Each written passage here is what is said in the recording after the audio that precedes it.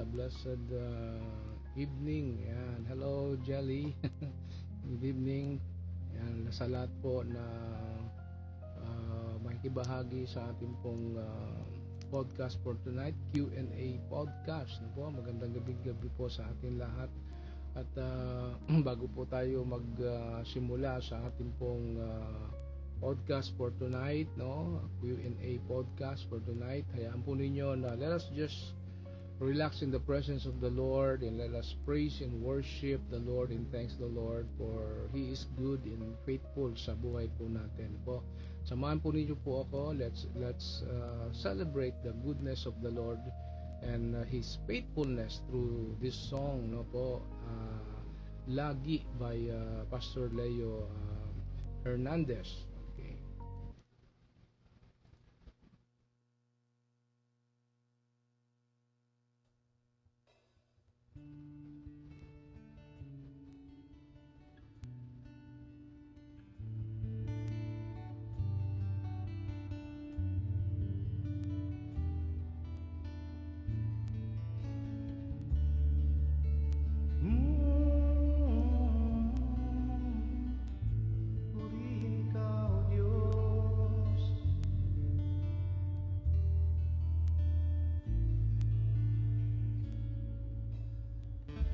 Dalangin ko'y makita ka,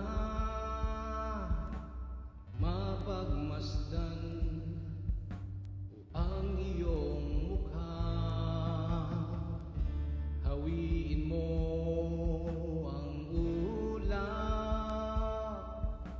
ayos masilayan, kalwalhatian mo.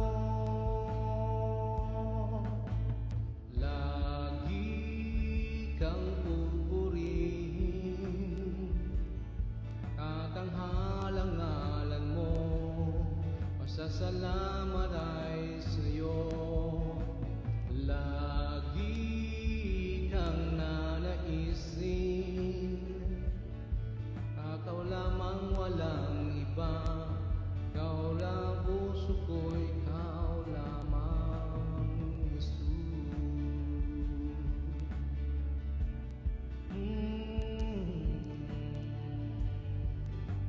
Lagi kang pupurihin, dalangin ko'y makita ka, mapagmasdan ang iyong mukha,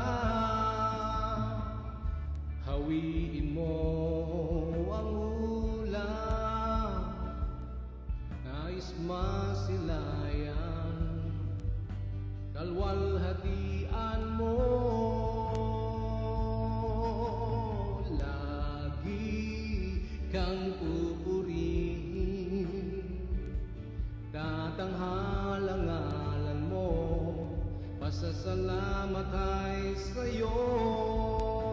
Lagi kang nanaisin, ikaw lamang walang iba, sa puso ko ikaw lamang. Lagi kang pupurihin, tatanghalang-ngalan mo, pasasalamat ay sa'yo. Lagi kang nanaisin,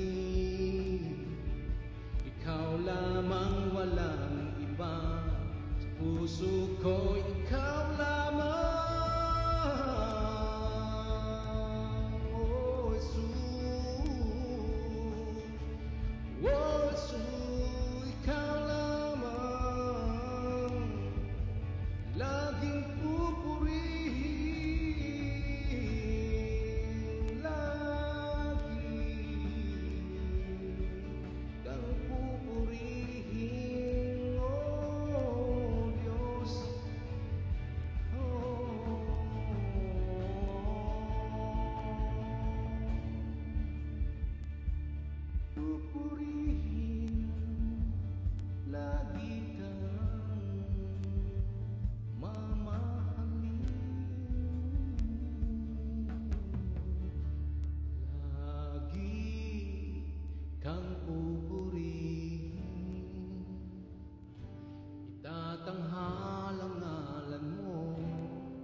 Pasasalamat ay sa'yo, lagi kang nanaisin. Ikaw lamang, walang iba, sa puso ko ikaw lamang, lagi kang pupurihin. Itatanghalang ngalan mo, pasasalamat ay sa'yo, lagi kang nanaisin. Ikaw lamang, walang iba, sa puso ko ikaw lamang. Oh, lagi kang pupurihin. Itatanghal ang ngalan mo, pasasalamat ay sa'yo, lagi kang nanaisin. Ikaw lamang, walang iba, sa puso ko ikaw lamang, lagi kang pupurihin. Itatanghal ang ngalan mo, pasasalamat ay sa'yo, lagi kang nanaisin. Ikaw lamang, walang iba, puso ko ikaw lamang. Jesus, oh Jesus, ikaw lamang purihin. Jesus, ikaw lamang lagi.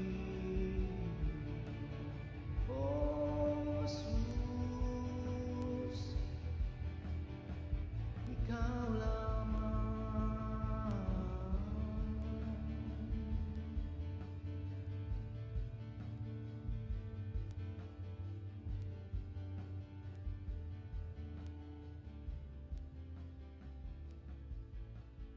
Hallelujah. Amen. Amen. Purihin po ang Diyos na po sa mga awitin po na yan na atin pong narinig mula po sa panulat at musika ni Pastor Leo Hernandez. Laging magpupuri, laging magpapasalamat, at laging ilalaan ang ating pong buhay sa Panginoon. Amen, amen, hallelujah. Sige po, magandang gabi po sa ating lahat, and welcome po ulit po sa ating pong Global Harvest Goshen Ministry brand new podcast po natin, Q&A podcast na po. At ngayon pong gabi ay magsisimula po tayo doon po sa ating isang series na may tanong na what is my life legacy. Yan po ang ating pag-uusapan, no? Isang serye po na kung saan ano ba ang magiging pamana ng aking buhay. What is my life legacy? So ito po ang inyo pong lingkod, Pastor Edric. And I'm so excited to start this journey with you. So alam niyo po, lahat po tayo ay dumadaan sa point na nagtatanong, ano ba talaga ang nais kong iwanan sa buhay po na ito? Ano ba ang gustong maging pamana o legacy ng buhay ko? So alam naman po natin, lahat tayo po ay mawawala, maglalaho sa mundong ito. At anong iiwan ko kapag wala na ako? So isang napakahalagang tanong sa buhay po ng bawat sa atin. Kaya po, mga kapatid, mga kaibigan, mga kababayan, sa series po na ito, What is my life legacy series, pag-uusapan po natin ang tungkol sa legacy, Hindi lang po basta possessions or material things, kundi yung tunay po na sinasabi natin marka na maiiwan natin po sa mundo at sa mga pamilya at sa mga tao po sa paligid natin. Kaya po, kung tatanungin ko po kayo, ano po ang pinakamahalaga na maaring maiwan natin dito po sa mundong ito, sa habang tayo po ay may buhay pa, may lakas, sigla, sa biyaya ng Diyos na ibinibigay sa atin. Alam niyo po, napakaganda na ay alam niyo yun, yung ngayon pa lang ay iplanuhin mo na, ano? Isama mo na sa yung plano ang sinasabi nating legacy, no po, na gusto natin pong maiwan sa ating mahal sa buhay, sa ating pong komunidad, sa ating pong iglesia, ano po, at maging sa mundo nating ginagalawan, no? Napakasarap po na alam niyo po yon na iwanan mo, alis ka sa mundong ito na meron ka pong may tumatatak sa isip ng tao, o palaging sinasabi natin ito yung pamana sa akin ng aking magulang, ng aking lolo at lola, no? Kahit wala na po tayo sa mundong ito ay naaalala nila sapagkat tumatak sa kanilang buhay na mayroong legacy o mayroong pong pamana na iniwan po ang buhay ng bawat sa atin. Kaya po, so for episode 1, ano po, sa ating pong What is My Life Legacy Series Q&A podcast, let's talk about this legacy define, no po? Ano ba talaga ang life legacy? Yan po ang pag-uusapan po natin ngayong gabi, no po? Ano ba ang ibig sabihin po ng legacy? Siguro magkaroon muna po tayo ng definition of term para maliwanag sa atin. Ano ba ang ibig sabihin ng legacy o pamana? Usually po kapag alam niyo naririnig natin ang salitang legacy, no? Iniisip agad natin, 'di ba? Yung yaman, bahay, lupa, pera, negosyo, ano po? And yes, that's part of it, no po? That's part of it. Pero po ang totoong legacy, ano po, pamana po ay hindi lang kung ano ang maiiwan mo sa family, to people, ano po, kundi kung ano ang maiiwan mo in people, no? Not only maiiwan mo to people, kundi maiiwan mo in people. So magkaiba po 'yun, ano po? Hindi lang kung ano ang maiiwan mo to people, kundi kung ano ang maiiwan mo in people. For example, no po, sa halimbawa, kapag may kilala kang tao, halimbawa, ano ko, hindi mayaman, ano po, hindi sikat, pero hanggang ngayon, no po, buhay pa rin, di po ba? Ang mga naalaala nila sa iyo kasi ano yun, mabait sila, maunawain, ayun, pagmahal, ganoon po ba? Yun ang legacy, no? So legacy, ano po, is not measured by position, possession, power, popularity, even mga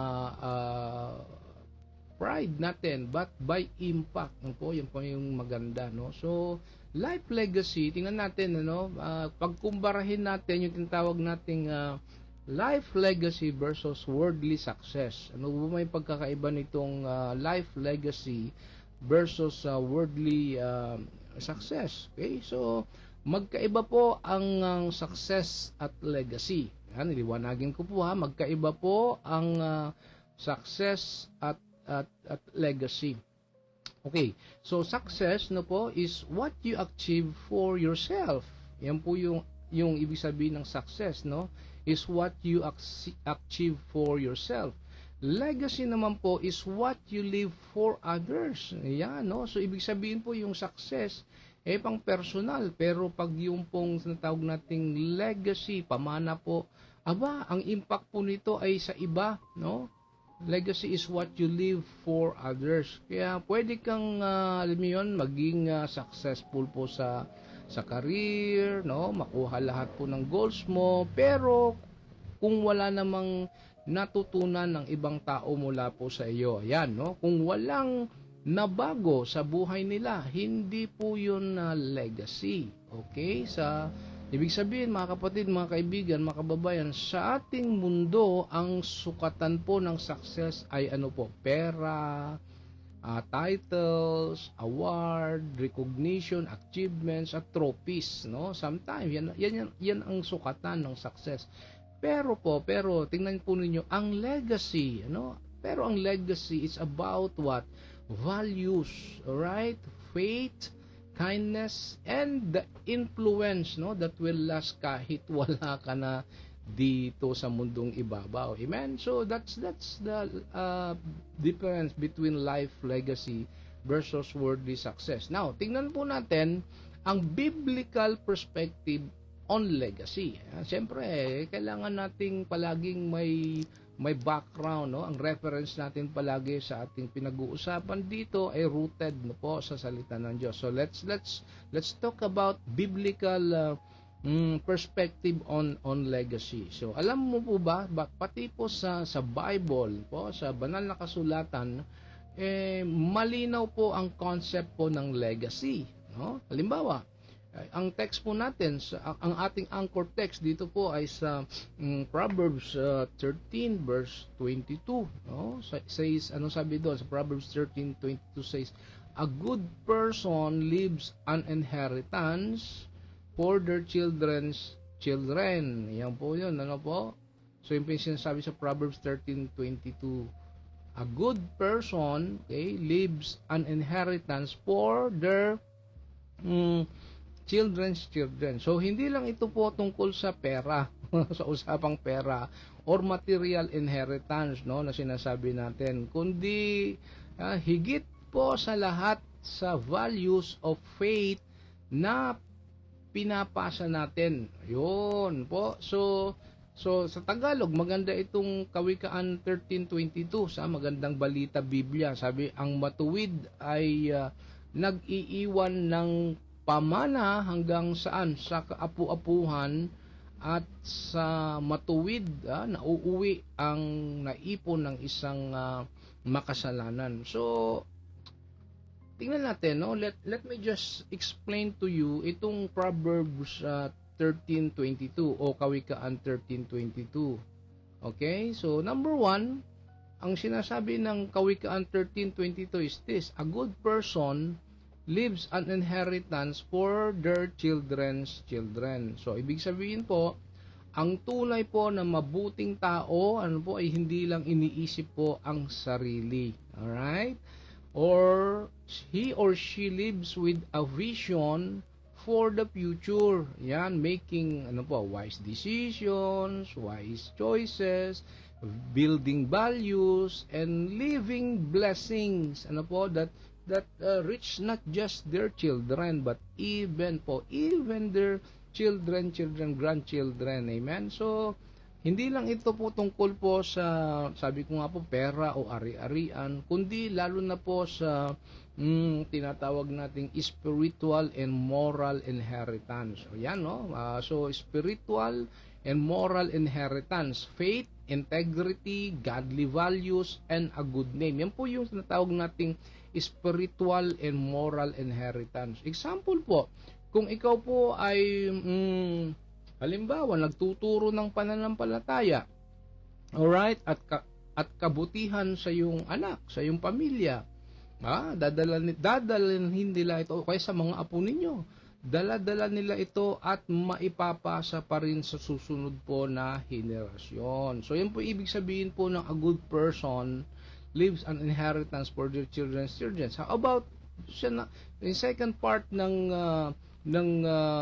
Proverbs 13:22, sabi doon, but a sinner's wealth is stored up for the righteous. Tingnan natin ano ibig sabihin nito.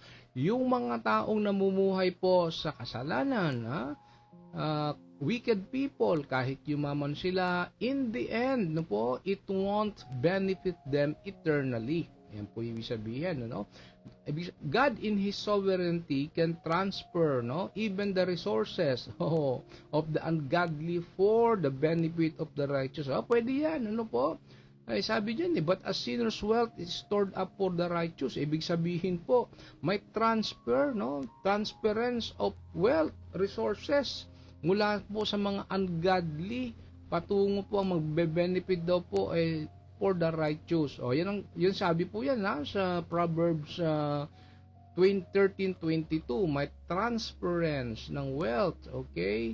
So this shows that wealth without God's blessing po is unstable. But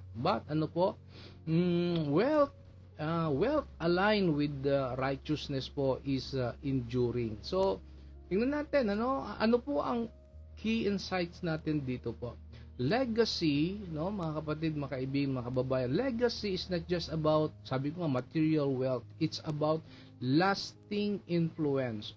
Saan ka pa? Diba? Mas ganda yan. Napakatindi niya, no? Magkaroon tayo ng lasting influence, no? The choices you make today, ibig sabihin, financial, spiritual, moral, can bless generations after you. Wow, amen. So, God honors those who live righteously, no?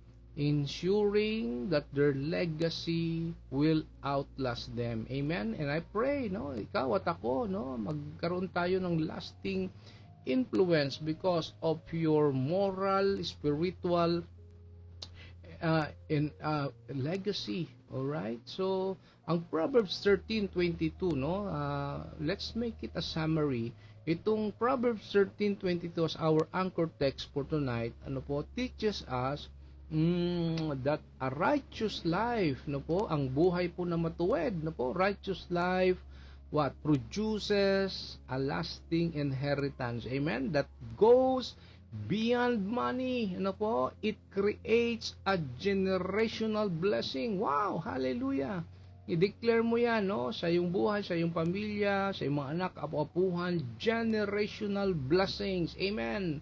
Wow, sabihin mo, akin yun, gusto ko yun. So, i-declare natin that our life, ang buhay mo, buhay natin, creates a generational blessing. So, meanwhile, worldly wealth naman po, gain in sin may be temporary, okay, and can even end up, benefiting the righteous indeed. So, ano example po natin? Tingnan natin ng biblical illustration natin. Think about Abraham, no?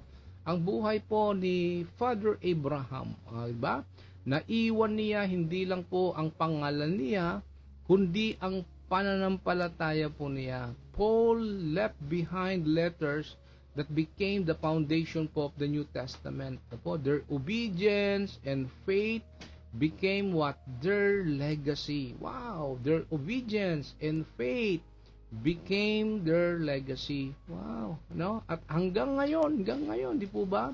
Nababasa po natin at natututunan po natin. So, ang tanong ko po sa ating lahat, mga kapatid, mga kaibigan, mga kababayan, anong klase po ng legacy ang gusto mong maiwan?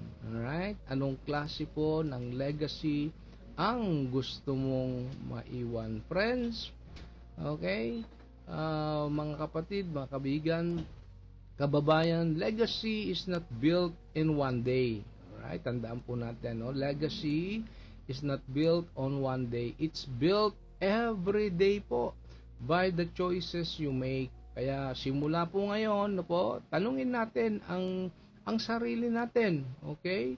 So, anong values ang pinapasa ko sa pamilya, sa mga kaibigan, sa mga nakasasama ko araw-araw, sa aking pinaglilingkurang iglesia?